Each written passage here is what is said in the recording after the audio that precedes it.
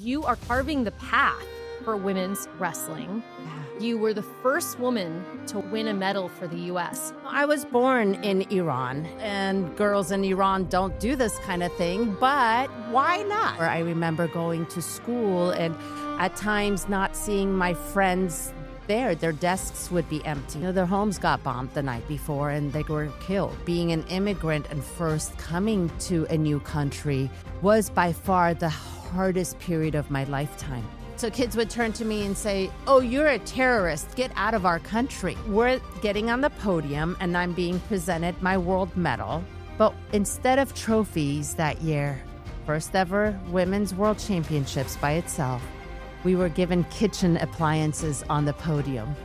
And that had been my goal, my hope, my dream to compete in the Olympics. Here I am having my second baby, getting to see how far women's wrestling has advanced. As women, we are just so resilient and we can do so much. If I beat you, it's not because I'm a girl, it's because I'm the better wrestler.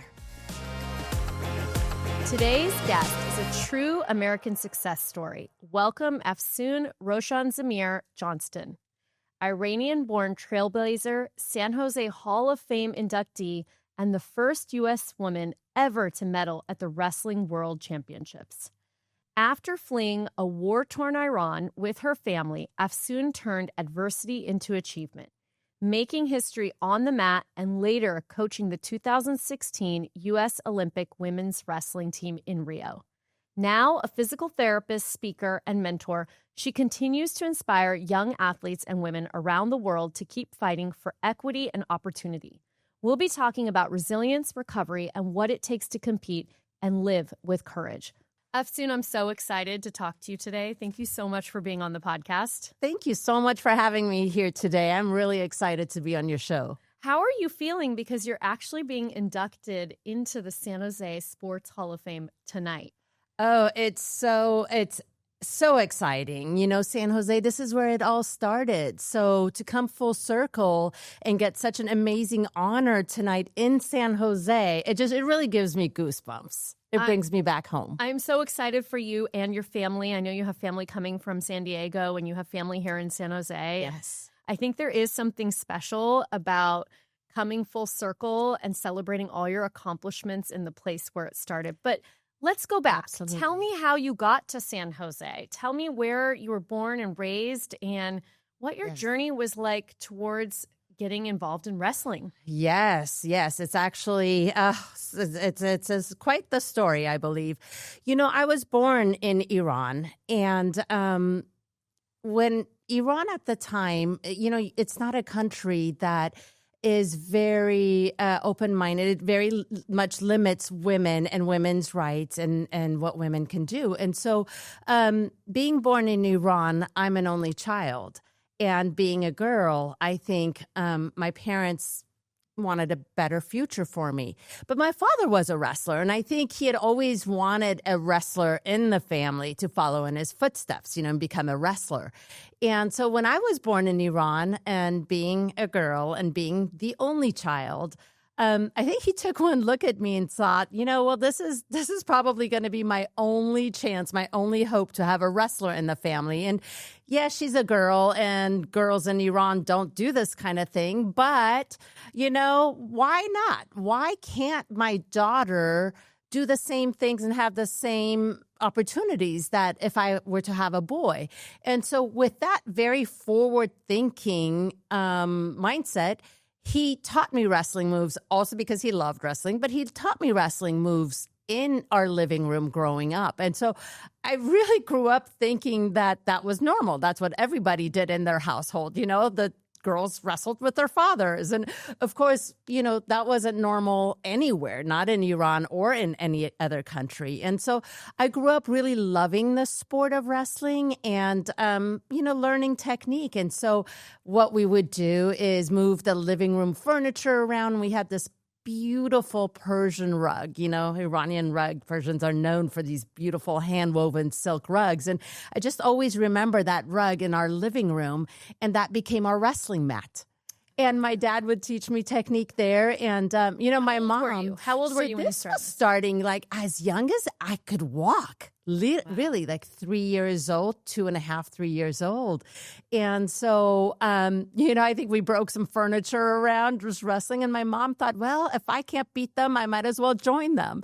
And so the funny thing was my mom would come in and she would kind of referee the matches. She would play the referee role. And again, that was my childhood. And it was beautiful and loved the sport of wrestling and brought me closer to, my parents.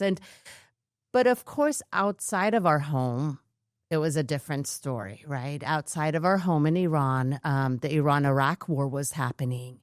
And so scary times started happening. And then there was the big regime change I know many Americans remember the American hostage crisis and the embassy in Tehran the U.S. embassy being taken over, and some really, really scary times. And so growing up during that time period in Iran, I have a lot of memories and really a lot of trauma from it, because I recall times where I would be just at home and watching TV, and all of a sudden the red siren would go off on TV. And it wasn't like where it was, this is just a test, the broadcast test. It was when that red siren went on TV, that was the real thing. That was an emergency, and really was. It meant you got down into the basement right away, because the next thing you knew, the Iraqi bomber planes were flying overhead and dropping bombs. And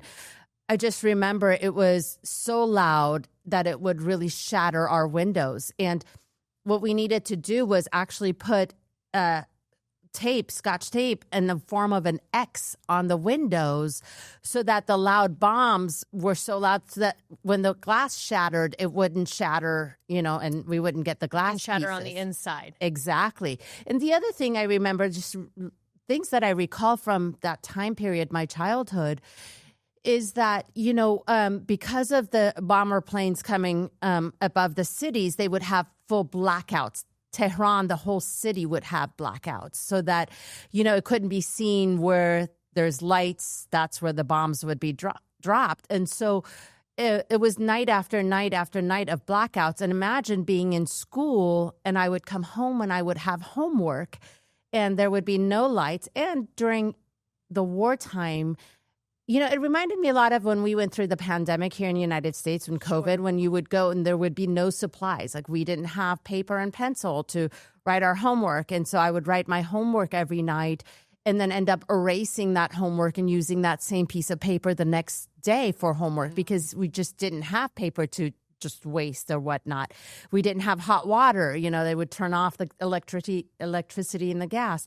Food, like, we would go into the stores and remember what it was like in pandemic when you went to the grocery store and there was no toilet paper, and how everybody was just freaked out because of that. Well, imagine during war in Iran, we didn't have milk or meat or fruit, fresh fruit, things like that. And I remember, as a young child, waiting in long, long lines at 5 a.m. to be able to get, meat for that day at the butcher shop, Sure. And so we would get to the front of the line 2 hours later, and they would say, oh, we're out. And we wouldn't have meat or milk or whatever for that day.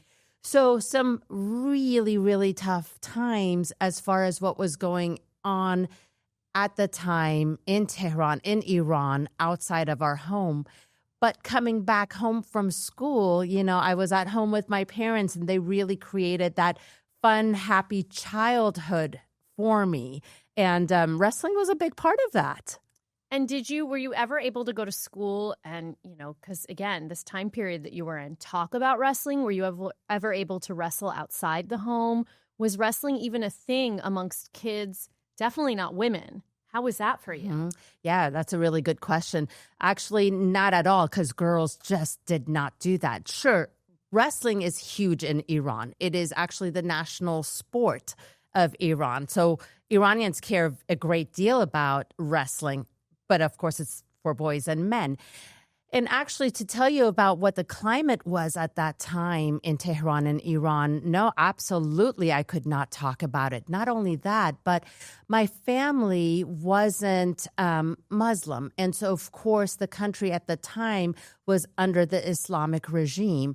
And so what they would tell a lot of the kids would be, come to school and basically rat out your family. Let us know if the hijab isn't being, mandated at your house, if you're allowed to paint your nails or put music on, or a lot of the things that were against what the Islamic regime at that time mandated. And there was no separation of religions, church and state, right? It was like that was the law of what was happening in the country.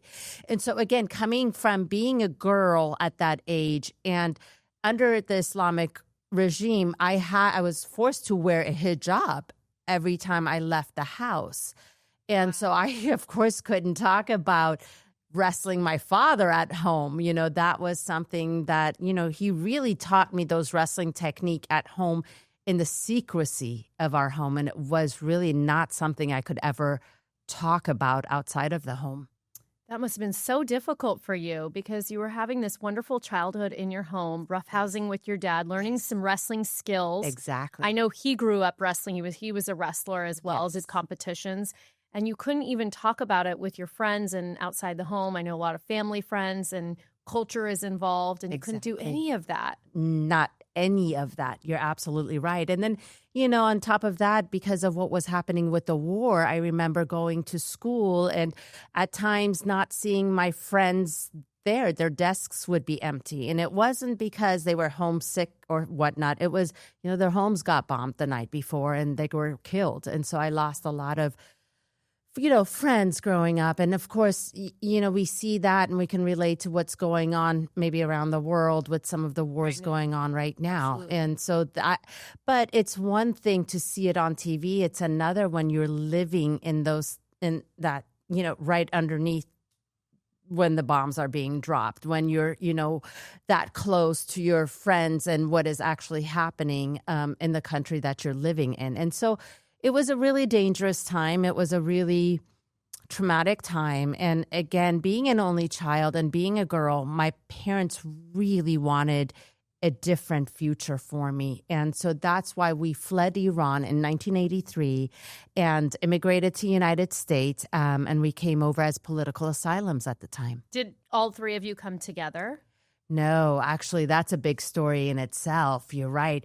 So originally, we had some family in Europe and in Germany that had been there from even before the revolution. And so what we did is my mom and I was, a child that was under my mom's passport. So her and I could go together, and we were granted a visa to go to Germany and said that we were going to go visit relatives and that we would come back to Iran. And we left my father, our house, our bank account, and everything behind as collateral, saying that, we're just going to visit family, relatives in Germany and that we were coming back. But of course, we knew that that wasn't the plan. And that once my mom and I got to be in Germany, got to make it to Germany, that we were going to apply for political asylum.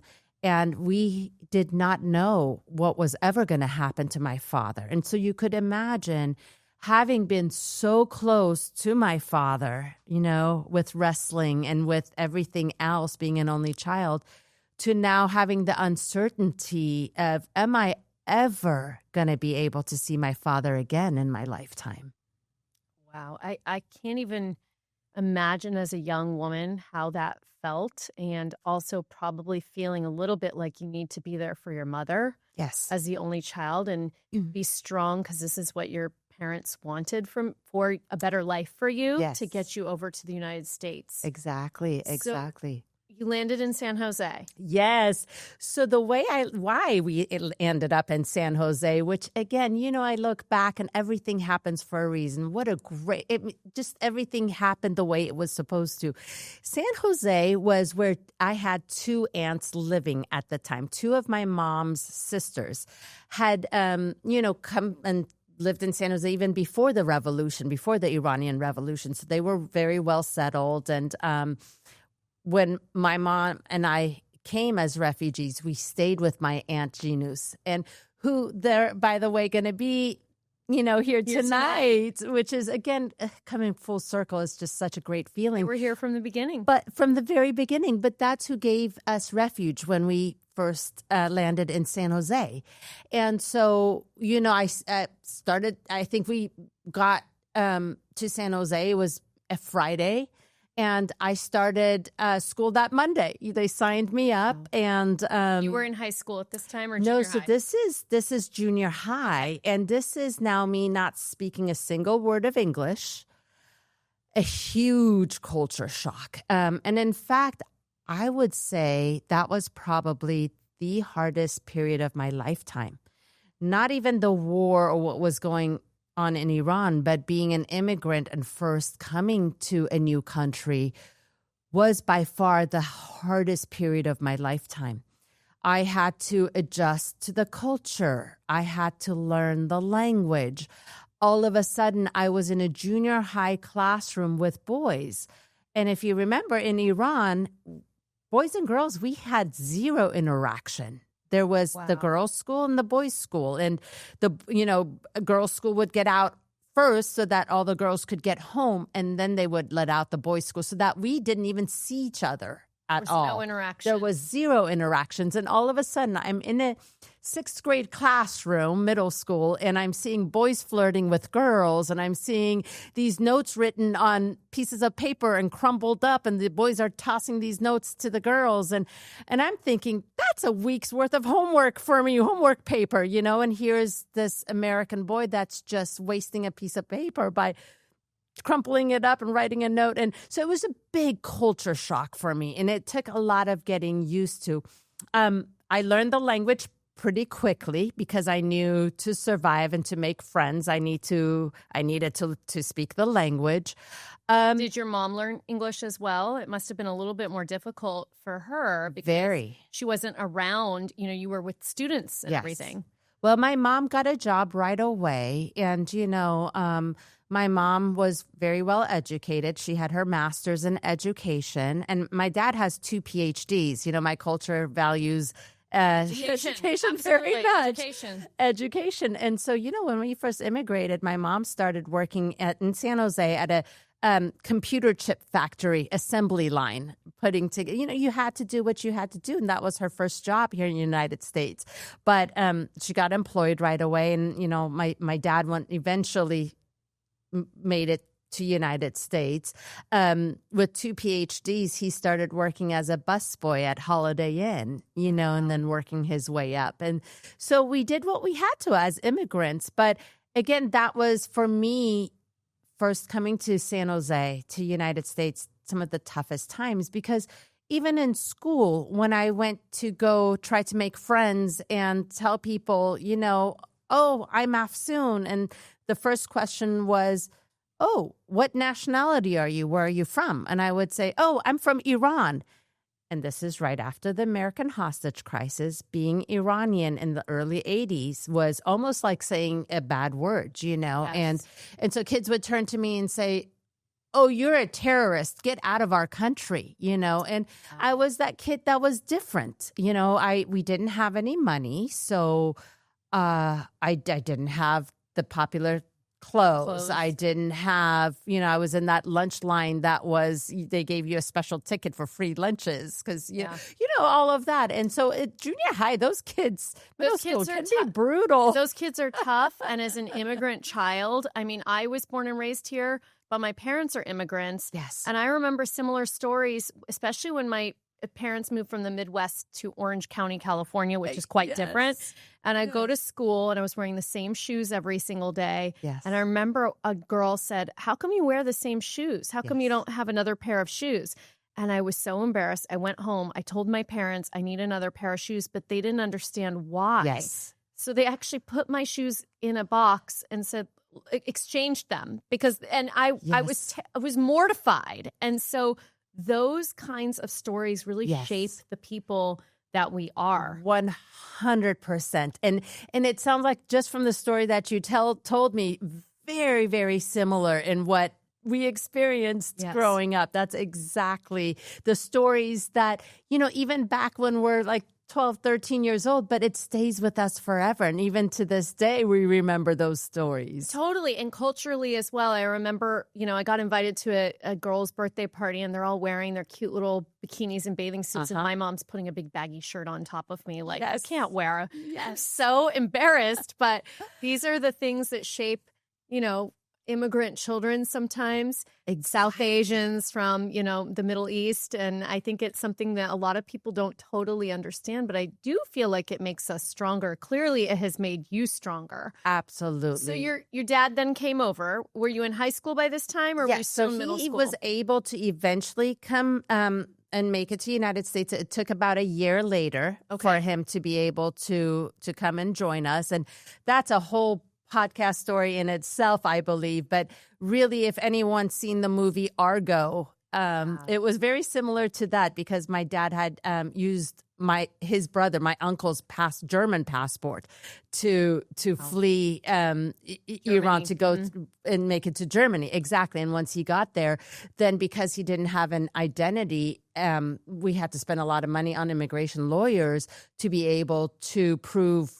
his identity and for United States to grant him asylum as well. So that whole process took about a year. And of course, we had left everything behind, our bank accounts, money. And really, it was starting from scratch. But it also gave me an opportunity, I think, to reinvent myself, Absolutely. And like what you were saying, those stories really shape us and those hardships, I think, really make us stronger. And so once I started high school, that was the opportunity for me to become, to really fit in and really find my place and be that all-American popular girl that I had seen in junior high. Sure. I now wanted to do that. And where I found my success was through sports because, by then I was speaking the language and figuring out the culture and really trying to find that confidence in myself. But I was good at athletics. And so that's when I felt acceptance. When it came to recess and kids were trying to pick teams, now I was one of the first to be picked on the team because I was good at sports. Good for you. Good for you. I think that's amazing. It's so confidence building for a kid, especially an immigrant child, to have that. While your dad was gone and he still wasn't there, what were you doing in terms of sports? Who did you practice wrestling with? Did wrestling take a little back seat at that time? Yes. How did that work with your dad not here? Yes, wrestling completely took a back seat. I wasn't even thinking wrestling once we had immigrated to United States. Honestly, at that time, it felt like it was survival mode. Sure. Learn the language, learn the culture, learn who I am. And those are those formative years, those early preteen years. Yes. And so wrestling wasn't even on my mind. So it wasn't really till high school in that period when I went to go reinvent myself. And here's a funny story of how it all came about. So wanting to be the all-American girl, popular at the time was cheerleading, and again. I read that you started in cheer, which is so interesting to me after you're wrestling with your dad on your Persian carpet in Iran and you become a cheerleader. But it is the all-American girl thing to do. And that's what motivated it and that's what drove it because I wanted to fit in. I wanted to be one of the popular girls. I wanted to, really assemble within this new culture and new country that I was in. And so, cheerleading was, I thought, what would be my ticket in. And so, I remember cheering for the football season. And then in the winter season, it was wrestling or basketball. And so half the cheerleaders cheered for basketball. And then the other half would become what's called like stat girls, where we would keep, stats, score for the wrestling stat team. Girl, by the way, for basketball. Were you okay? I was not very sporty myself, but I always had an interest in people who were athletic and I wanted to follow the sport. But I was one of those people. I'm glad that you were not, though. Well, it was all the real smart kids, I think, that did that. And I probably would have done that, except that I'm looking at the guys wrestling And I'm going, wait a minute, I know this technique. I know the moves they're doing. I know what they're doing. I could be doing that. But of course, now we're talking about 1986, still, in the 80s, and girls did not wrestle, even here in the United States. Girls wrestling was unheard of, There were no girls wrestling teams. And so what we did have at the time, though, was Title IX. Yes. Which gave equal opportunity to girls, if not such thing existed for a girls' team, whether it was in sports or even outside of the sport realm. And so Independence High School at the time happened to be a powerhouse of a wrestling program.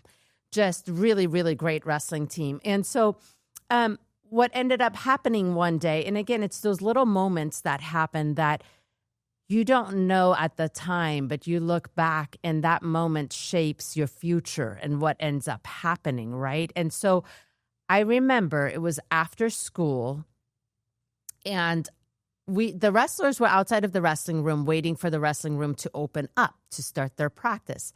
And a friend of mine, a girlfriend of mine, we were both on the cheer team, were walking past the wrestling room. And the captain of the wrestling team, Marco Sanchez, is his name, and he'll be here tonight as well. Yes. But he kind of made a joke at my friend, and I forget what he said to her. And I don't know what made me do this. And I kind of went, hey, you leave her alone. And he jokingly said, oh, yeah, what are you going to do about it? Right. And I think I'm still in my cheerleading outfit. And he's standing in this patch of grass that's right in front of the wrestling room. And for some reason, I double-legged him. It's a wrestling move and put him right to his back, right in front of the wrestling room, in front of all of the other wrestlers. And everyone was like, oh, wow, she knows how to wrestle. And I remember Marco being the captain of the team saying, hey, you really know what you're doing. You should go out for the wrestling team. Ha ha. Right. And so I remember going home and thinking about it and approaching my dad and saying, I think I want to go out for the boys wrestling team. And my dad had always wanted a wrestler in the family, right? Sure. Going, oh, okay. So then the next day I end up going to school and approaching after school the head high school wrestling coach and telling him, I think I want to go out for your boys wrestling team. And I think I caught him off guard. He was surprised to have this little girl weighing 98 pounds cheerleader, right? Coming in this powerhouse of the state placing wrestling program. Sure. And saying, I want to go out for your wrestling team. And so he knew that because of Title IX, it wasn't something where he could turn me away and say, no, you can't legally, because legally I was able to do that. But he took the approach of, okay, well, you're Iranian, right? Let me talk to your father. I'm sure your Iranian father isn't going to want his daughter to. You're like, And I said, yeah, I think that's a good idea. My supporter I think you should ask my father. Let me know how that goes for you. And of course, my father was very supportive. And so I went out for the boys wrestling team, and my father was at every single practice with me. And that's where started that journey.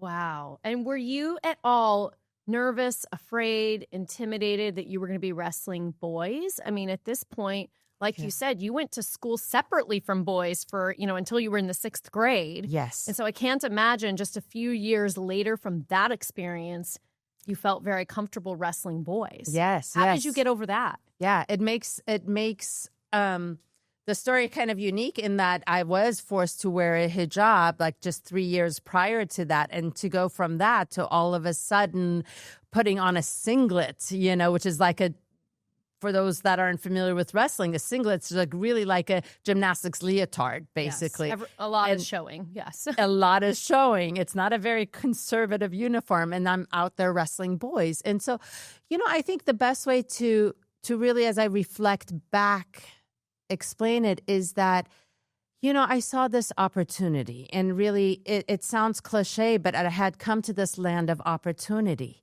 and I was in a country that didn't limit girls and women that if you had this dream and you had this passion and you wanted to pursue something, if you really worked hard at it and if you really had a passion, that you could pursue it.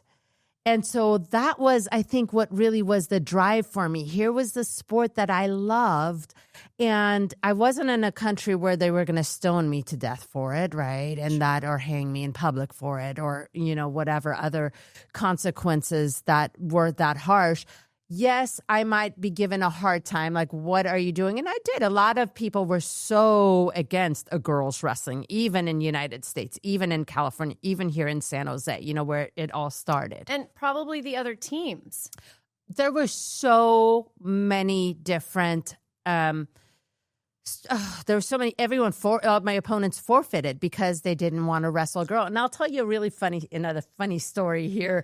But I remember one of my first dual meets was Independence High School against another high school. And it was an away dual meet. So we went to that high school. It was Piedmont High School. And we ended up getting there. And first we have to, do the weigh-ins and whatnot. And then you go into the gymnasium, and it's a dual meet format. So basically what that means is you line up from the lowest weight class, which is 98 pounds, to the heaviest weight class. And Independence High School is on one side of the mat.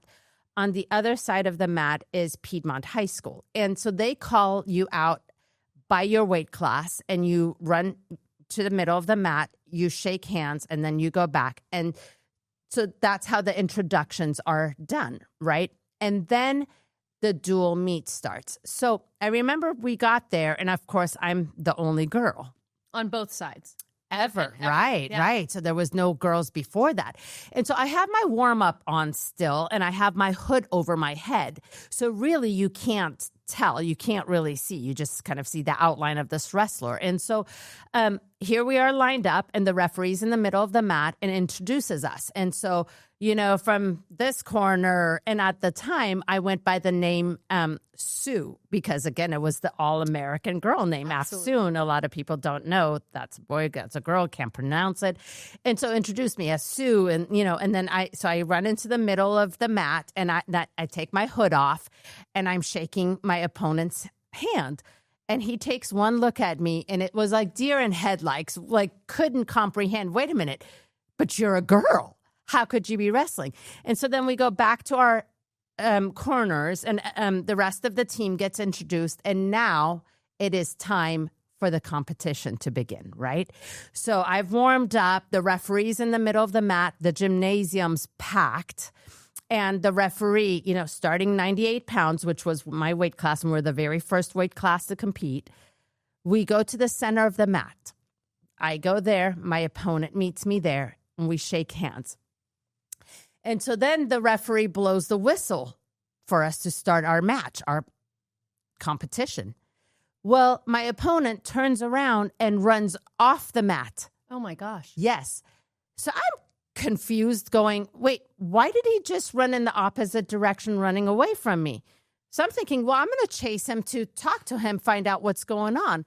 So I'm chasing him off the mat, and he goes out, and he's running around the mat. I'm chasing him, and I hear this whistle.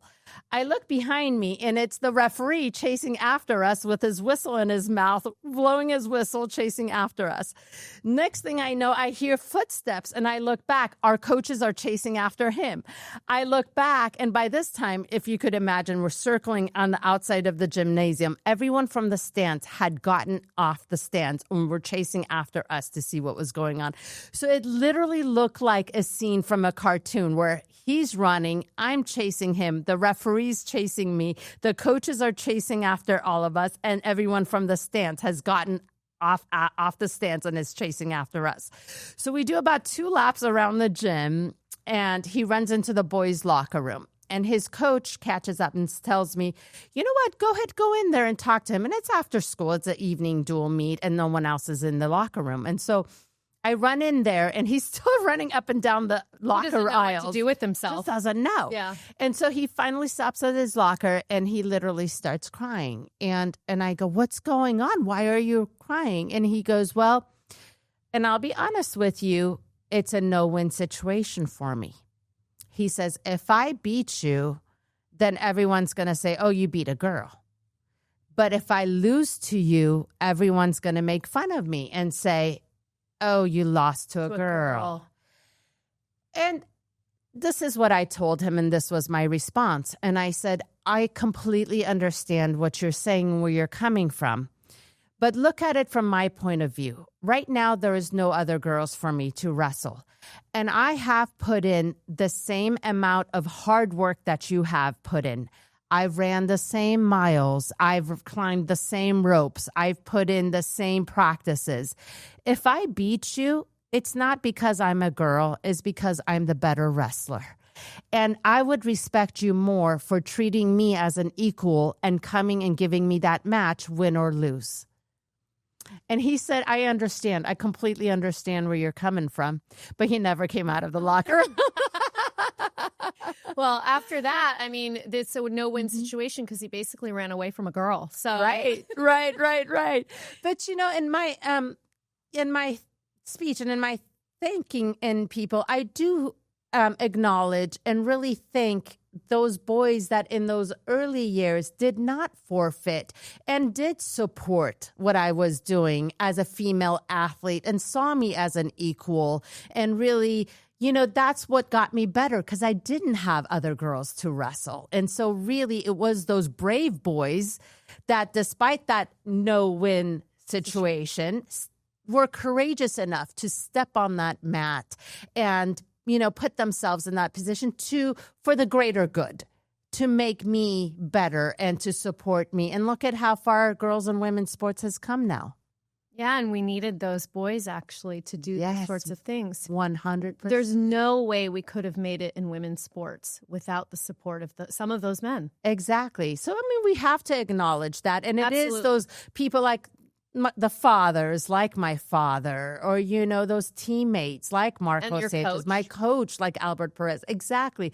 It's those brave and forward-thinking men that really have supported us. And, you know, and I love that we're in a place like, for example, when you reached out to me about this podcast, I said, absolutely, because it's so nice to see girls supporting girls and women supporting women, and now for us to have these opportunities. So then to go back to your original, you know, question, I think that's what really made me have that bravery and courage to shed that hijab that was forced on me. It wasn't a choice. It was a forceful, you know, oppression to now, okay, if I have to wear a singlet and go out and do something that I love and have a passion for, I'm going to do that and have the courage to do that. That's amazing, Afsoon. It's just, actually, I got goosebumps when you told me that story. That's amazing. So what was the plan, or what were your goals after high school? Because as you said, you were coming from a place where some people wouldn't even challenge you on the mat. Yeah. So you are carving the path for women's wrestling. Yeah. You were the first woman to win a medal for the U.S. Yes. What happened after high school? How did you get to that? Yes. You know, and believe it or not, it almost was like an overnight thing, because I think it was with everything happening with the women's sports movement, and wrestling in particular, as even my 4 years of high school, I saw from being a freshman to being the only girl to all of a sudden by my senior year, more and more girls, I don't know if it was due to Title IX or if it was due to just girls and women finally going, yeah, we want to be able to do this, and now we can do this, and we have, you know. But as far as the sport of wrestling, I saw a lot of the sisters that had been in the stand that had been wanting, you know, their brothers were wrestling, or, you know, going, oh, I can do this, or I want to do this. And then a lot of girls from sports like judo or jiu-jitsu or, you know, martial arts decided, oh, I can go out for the boys wrestling team. And more you heard a lot more girls, not just in California, but across the United States, going out for the boys wrestling team. And pretty soon they were no longer calling it a boys wrestling team. It was now becoming the wrestling team, just like track and field has, boys and girls in the sport. And so I think by my senior year, what happened, and again, I just was at a right place, right time, serendipitous. Things worked out the way they did for me. But United States announced its first ever national tournament. And so all of these girls from around United States that, like me, all of a sudden had been going out for their boys wrestling teams or had brothers that wrestled or whatnot, came to the first ever national championships. And that was in 1989. So here I was, going the summer before going into my senior year of high school. And my coach, Albert Perez, found out about this tournament and said, you know what, Afsoon, I'm taking you. Sue at the time, Sue, yes. I'm taking you to this tournament. And of course, I had been wrestling the boys, the best of the best. Like I said, Independence High School was a powerhouse. And I went to Coach Perez and my father both took me to this tournament. And it was the first time I saw all girls. But they didn't have the experience that I had. And so for me, it was very easy and just kind of went through that tournament very, very easily and was able to win my weight class and therefore make the first ever women's national wrestling team for United States, which then that national team became a world team because they sent us over that same year, had the very first women's world championships. And it happened to be in Martigny, Switzerland. And what was interesting about that was I had these wrestlers, these Olympians, and these men sports heroes on my wall at home. And all of a sudden, I'm at this world championships competing alongside these heroes of mine. And I'm still in high school. Literally went from one night being a high school athlete to the next night I'm now at the World Championships competing alongside these wrestling heroes of mine who's I've had, Dave Schultz and Mark Schultz and all these people. And it was crazy. But I'll tell you another crazy story. Going from that, being that the first ever women's world championships, which I medaled in. And at the time I didn't know it, but later found out that that's what became the historic first world medal. You had no idea. I had no idea at the time what I was doing and what historically that meant. It's sometimes when history is being made at the time, you don't realize. And it's not till later that, that USA Wrestling and the Wrestling Hall of Fame let me know that that is the historic first world medal for United States in women's wrestling. But so then fast forward, and this is a really interesting story, that the following year in 1990, they decided that they're going to have the Women's Wrestling World Championships on its own, no longer along with the Men's Wrestling World separate Championships. thing. Its own separate thing in a different country. And the host country was Sweden. So it was in Luleå, Sweden, northern Sweden.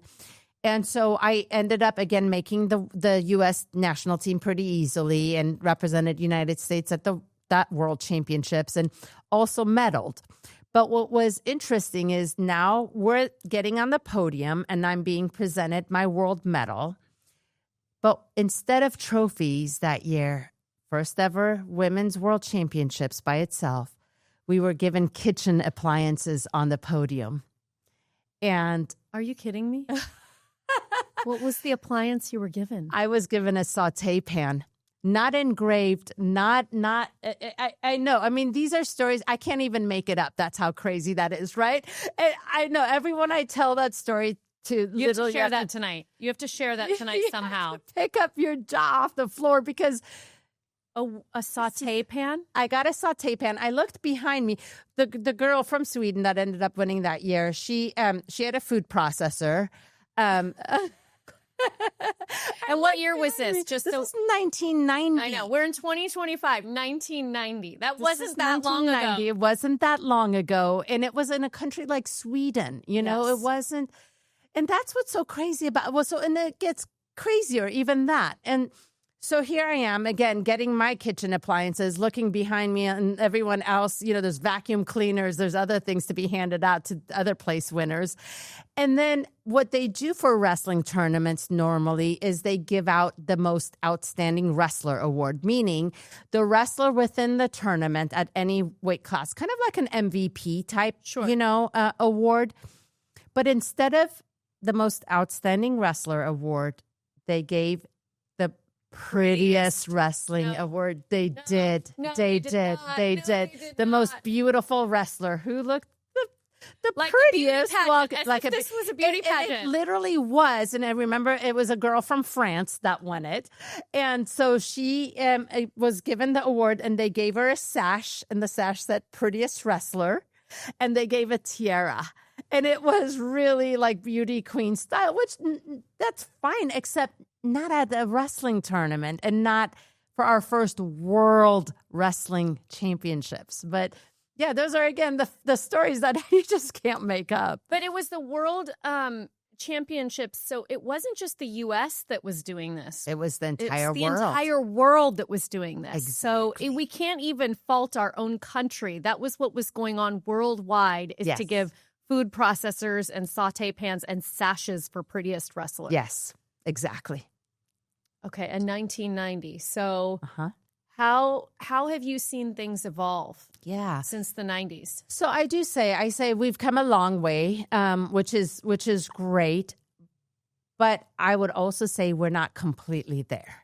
Of course not, because you talk about equality and you talk about, I will say this, what I'm really thankful to see that in my lifetime, how far women's wrestling has come. We are an Olympic sport now.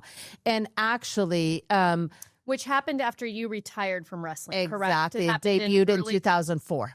Sure. So you had finished around 2000. I retired in 2000 because that had been my hope. I had been waiting for women's wrestling to, become an Olympic sport in the 2000 Olympics. And at that time, I had the #1 ranking. But when it didn't happen in 2000, I was at that crossroads. I had to decide, do I want to put my life on hold for another 4 years? I have my career. I'm married now. I want to start a family, or do I, go 4 more years still with no guarantee that it'll become an Olympic sport? Who knows, And what's going to happen in 4 years? Do I get beat by a younger up and coming wrestler? Do I put having a family and career on hold? And so for me, I retired in 2000. And then, of course, in 2004, women's wrestling debuted in the Olympics. And at the time, it was August of 2004.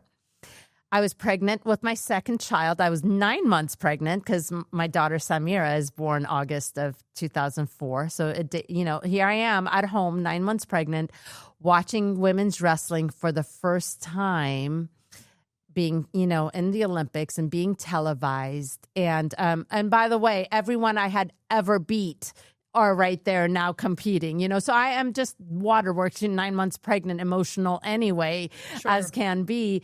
But, I didn't know whether my tears were tears of sadness because I had, my whole life, what a dream it had been. And, that had been my spot, and that had been my goal, my hope, my dream to compete in the Olympics, right? But, here I was not being able to do that. I had retired too soon, so it wasn't in the cards for me.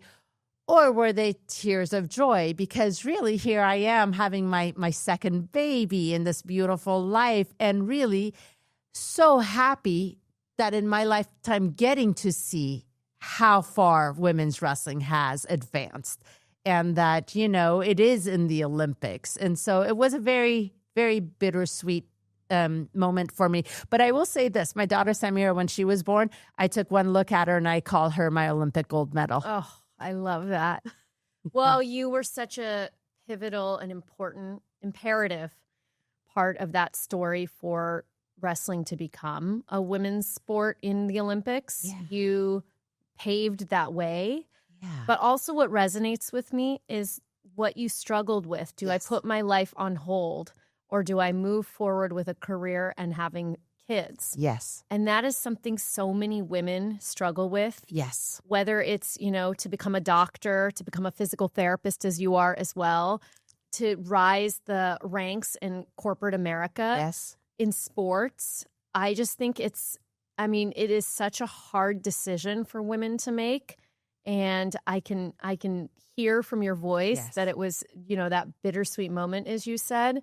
But you have to know that you were such an integral, important part of that entire history making that happened in 2004. Thank you so much for saying that. And there's this saying that I cannot be what I cannot see. Yes. And so to have those role models for girls and women now, right, to see that women can truly balance that, to where we can have careers. We can be successful, whether it's in the boardroom, whether it's in the operating room, whether it's, on the sports field or whatnot.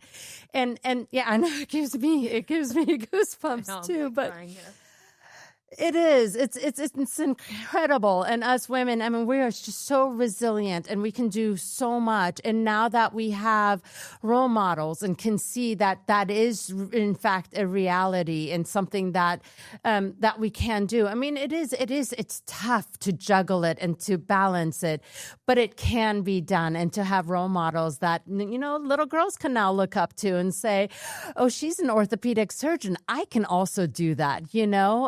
She's a wrestler, or she's a wrestling coach, or she's, whatever. It's amazing. Yeah. So you did go to the Olympics then in 2016 as a coach. I did. So tell us how that happened. Yes. Again, it's so funny how life works out. And sometimes things just happen that you don't expect. And so when I retired in 2000 and then, had my kids, I went on and had 3 just beautiful, beautiful, amazing children. And my husband, through all of this, has been so supportive and just a rock for me. But I always felt like there was an itch that needed to be scratched. I went on, and got my master's in physical therapy and was practicing as a physical therapist. And but I always felt like, especially as I was treating athletes, felt like, I never quite got that Olympic dream. Like, we want to push to go as far as we can. And at the time, when I was competing, the World Championships was as high as I could go. But then after I retired was what the Olympics came about. And I just never had that Olympic dream come true.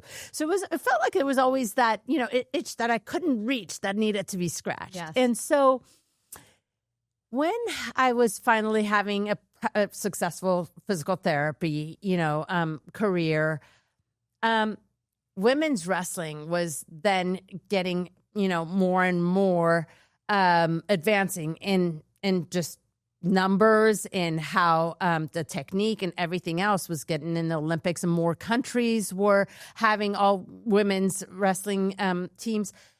What a lot of people don't remember, in 2012, what happened was the sport of wrestling, along with I believe softball and some other sports, were dropped from the Olympics altogether. What was the reason behind that? A lot of it had to do with equality. There were a lot of sports that, we have a huge number of men, but not as equal number of women. And also there was some political things going on. There was some corruption with the IOC, the International Olympic Committee. And so there was certain sports that were dropped, and wrestling happened to be one that had been on the chopping block. So I think for our sport worldwide, it was a wake-up call. Oh, well, we better get women more involved in the sport of wrestling. And in fact, that was a big turning point to grow women's wrestling internationally and worldwide a lot more. And so wrestling ended up being reinstated into the Olympics. And so by 2016, one of the big things they did was bring me back into the sport as a spokesperson because, again, I was the first historic. More awareness and advocacy. Exactly. And recruitment almost, right? Exactly. So I came back in as a role of not just an ambassador, spokesperson for women's wrestling worldwide, but then I also got to wear the physical therapy hat and start as a medical personnel, be involved with the women's wrestling national team for United States and started traveling internationally with the women's United States wrestling team. And so as I was doing that, the national team coach said, like, hey, Afsoon, get back on the mat, And so I always had and as I was treating the athletes, the wrestlers, I would literally get in there and, physical therapy, it's very physical. I am getting in there and doing joint mobilizations and range of motion and things like that and treating post-injuries and whatnot. And then I'm almost like wrestling around with them. And I really had a good understanding for my athletes, for the female wrestlers, of what it took to recover from that certain injury. So I was able to tailor my rehab very specific to the sport and to what was needed to recover and get back on the mat or compete at your full potential post-injury. And by doing that, I was putting both hats on. I was putting the coaching hat on. I was putting the physical therapist hat on. And so then it was an easy transition for me to get back on the coaching aspect of it. And then knowing the national team really well, I became the national team coach. And so it's when you coach the Olympics, it's called a quad. So it's a 4-year commitment, 4-year cycle from one Olympics to the other. So I committed to that quad for the 2016 Rio Olympics. And so I got to coach the national team at all the world championships leading up to the Olympics and all the international. So again, going back to being a woman, being in a career, being a wife, being a mother, juggling about 2 international trips per month. Wow. While still, being a mom, while still being a wife, it almost felt like, women in the military do it all the time where you're deployed and then you come back in and and it's a balancing act and a juggle, but it can be done. And so that's what led up to me coaching the 2016 Olympics.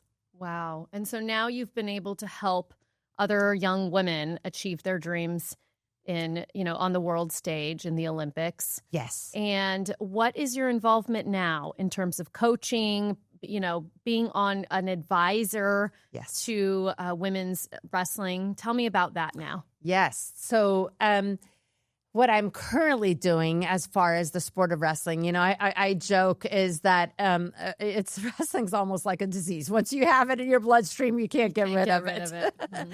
So I am still very much involved. I'm not on the mat these days as much anymore. I've had, 2 ACL reconstructions and a number of other, I'm well familiar with the orthopedic surgery room, unfortunately, as the patient a lot of times. I get a lot of business from the wrestlers, yes. It is a tough sport. But, a lot of my involvement now is not so much coaching, although I do jump in and do that as well, but I'm on a lot of boards. Yeah, and on a lot of committees. Because that's how things change. Exactly. So I'm, it's great. I'm involved in a lot of the decision making as far as what happens with not just women's wrestling, but wrestling in general. And not just within United States, but a lot of what we call UWW, which is United World Wrestling, which is the international organization. One of the projects that I'm working on currently is actually I was a trailblazer. I was one of the first women to wrestle, and now a population of girls and women are still not able to compete in wrestling, and it's ironically the population that, like with my background in Iran, where I had to wear a hijab. It's the girls and women from that region, the conservative region, the Arab world or the Middle East, who, believe it or not, girls and women's wrestling is becoming popular in those countries, in those regions as well. But because of cultural or religious reasons, they're not able to wear a singlet. Yes. Again, they have to be compete. still covered. Correct. So one of my big projects right now is I've designed a wrestling uniform, a modified wrestling uniform that will allow girls and women from that region and that part of the world to be able to compete and still be able to abide or respect their religious and cultural beliefs. And so I've been traveling to Jordan. We're using the country Jordan as a flagship for the rest of the region and testing out this uniform and working with UWW, United World Wrestling, to get this modified uniform approved so that girls and women from countries such as Jordan and Saudi Arabia and Yemen can now also compete internationally in the sport of wrestling. Well, that is huge, not just for on the main stage, but as you're a girl growing up, to be able to see that there is a way to wrestle and still adhere to your cultural or religious values. I think that is so important. As you said before, if you can't see it, how can you be it? Exactly. So if you're seeing these women that are a little bit older that are actually on the national stage wearing these uniforms, yes. You're going to feel like when you're a 5 or 6 year old that you can do that also. Yes, exactly. And that's always been my message to young girls and women, just because something hasn't been done before, pave the way, don't let outdated expectations the path for you, break those barriers and lead. Yeah, create your own path. Exactly. I would love to get into how you decided to go into physical therapy and how that's influenced you in your own sport and how you're able to help your patients having the knowledge that you do about not just wrestling, but just being a competitive athlete. Yes. Being an athlete, I did have a lot of injuries come up. And I knew I always had a love for the medical field, for the healthcare field. And I knew I wanted to do something within that realm, but I didn't know quite what. And so as a freshman in college at UC Davis, that's when I tore out my ACL. I had my first really major injury. And rehab. Because as we know, ACLs take 1 full year to get back. Exactly. And, back, and this was in 1991, we used to have 9 months of physical therapy. Yes. It was different days where we were able 3 times a week, be treated for an hour at a time, one-on-one with a physical therapist. Healthcare's not like that anymore. No. Yes. Times have changed, but it really introduced me to the field of physical therapy. And it was kind of like that aha moment for me. I can bring the medical world. I can practice, in where it's medicine, but it's rehab, and I'm familiar with this. And it was those 9 months of rehabbing my knee that I really learned so much. And, so I actually went straight from being a patient to they offered me a job as a physical therapy aide at that same clinic. That's great. It was great because I got my hours in and really got to learn about different aspects of physical therapy. And so during my undergraduate years at UC Davis, I had that job as a physical therapy aide and got my hours in. And I was able to also get some observation hours in a hospital setting and, a rehab setting and just the different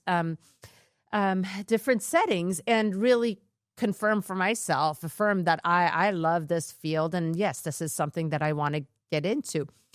So I graduated from UC Davis in 1995. And then again, I was at that crossroads. Okay, now will wrestling get into the Olympics in 2000? And now that's only 5 years away. Or do you start PT school? Or do I start PT school? And what happens there? And if I start PT school, what kind of environment am I still able to have training opportunities at that very elite level and still, compete internationally? Because even then I was still competing at 1 or 2 international tournaments a month. So I did that all throughout my undergraduate years. So you were traveling a lot during college. Even in college, I was on the national team and traveling internationally and representing the United States. Right. So I remember it was, I would have a class on Thursday. I would be in a, I don't know, human anatomy or chemistry or whatever undergraduate class. And then that night, Thursday night, catch a flight to Germany, weigh in on a Friday, and by Germany, I'm like now 8 hours, 9 hours ahead, cut weight on the plane, running up and down the plane aisle, planes not usually eating bloat you. So not only were you a undergrad student and a PT aide, and now you have to worry about your nutrition on top of all of your training. Exactly. I think on the plane, I would wear my plastics, and I had to sign, for the flight attendants, please do not feed the wrestler. Don't give me salty peanuts. Don't give me anything. And, we would cut out even, liquids because I had to get there and weigh in. And no, literally, I would be in my plastics on an airplane and land in Germany, weigh in that Friday, compete Saturday, maybe half day Sunday.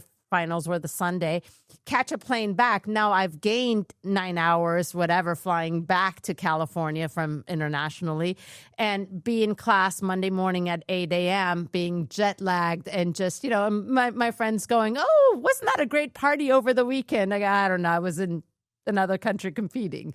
So that takes a certain level of mindset and mental strength to be able to do that. That's so impressive. Thank you. But at the same time, again, cultural education was so important to both my culture, but also to myself, and I will tell you the one thing, being an immigrant, we lost everything. We had to start from over. Being in Iran, leaving everything behind to coming to United States.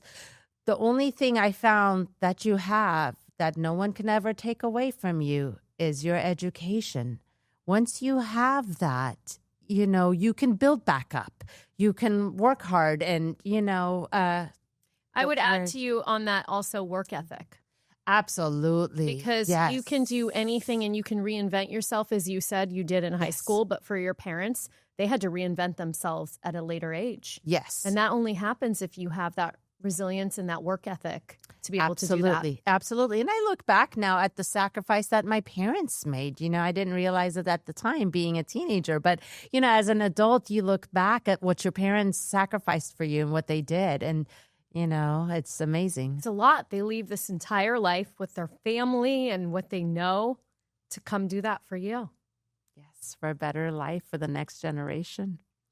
Okay, so tell me about your kids. Are they in sports? And how do you parent them as a, world champion in wrestling? How do you do that?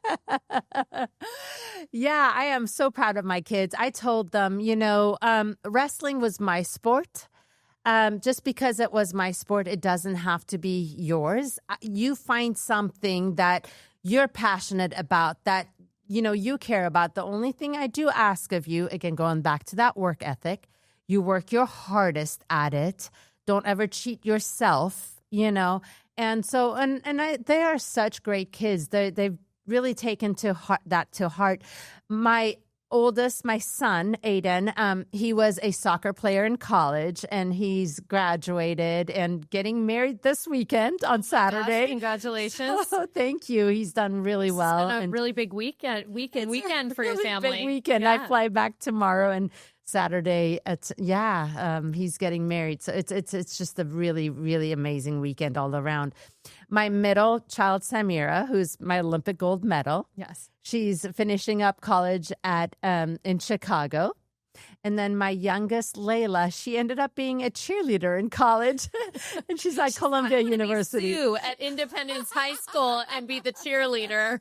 Forget the wrestling part. But what's interesting with her, her senior year in high school, she was being recruited for soccer. Soccer was her sport. And we went to all the soccer big showcases and different colleges that were recruiting her for soccer. And again, life throws that little twist at you. And her senior year in high school, right at the height of her recruiting, she blew out her ACL.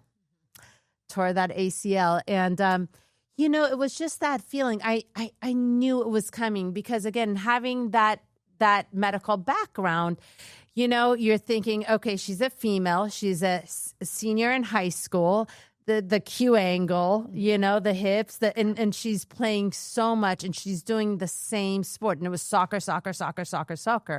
And it's her senior year. And before, I was having her do a lot of training outside of her sport of soccer. I was having her do a lot of work with trainers and ACL preventative movements.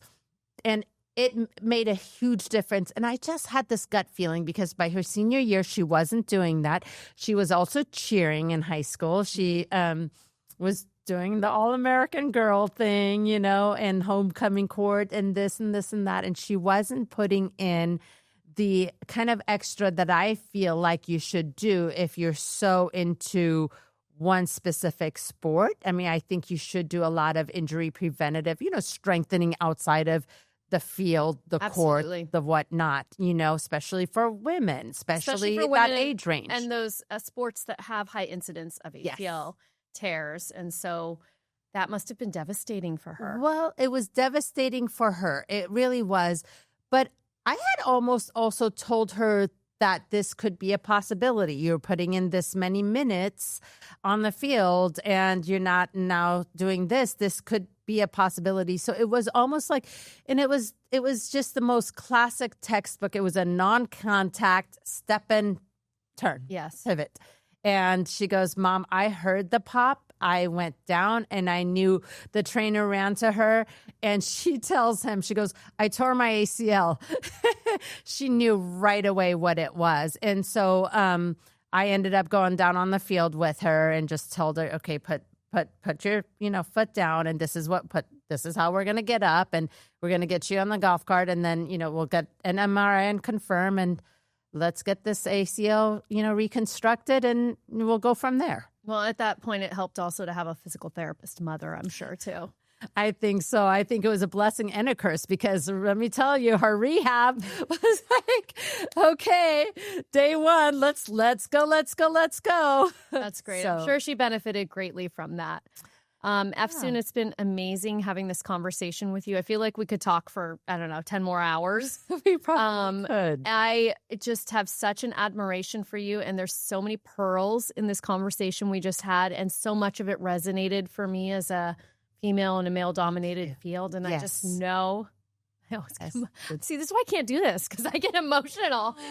I just know that our listeners are going to take so much from this, so thank you for spending the time with me. Let our listeners know where they can find you. Yeah, thank you. Actually, and thank you for everything you said. And same thing, Resin, when I heard you reached out to me, I said, that is the one podcast I really want to be a part of, because when I met you out of that whole Hall of Fame weekend, you really stayed with me. I have the utmost respect for you and what you're doing and how you're leading in the orthopedic surgery room. I have so much respect for everything you've done. And I know a lot of young girls are looking up to you. And I love that you have listeners. But yes, if your listeners would like to follow me, I'm on Instagram at Afsoon Wrestling. So at AFSOON Wrestling, WRESTLING, all one word, Afsoon Wrestling. And I do have a book that is, again, this life story that we kind of talked about. It gets into a little bit more detail, but if anyone's interested, and that's also just on my own website, www.afsoonwrestling.com. But it has my contact on there. But yeah, through Instagram, I would love to connect with your listeners, especially those young girls up and coming that, can look at you and I as role models and hopefully know that, they can lead themselves fearlessly. Absolutely. Thank you so much. Thank you for having me. Thank you for tuning in to The Resilience Factor. If you're ready to build a stronger, longer lasting body, make sure to subscribe and share this episode with someone who's ready to thrive. You can follow me at Dr. Pamela Mehta for more expert tips on strength, recovery, and orthopedic health. Until next time, stay strong, stay smart, and stay resilient.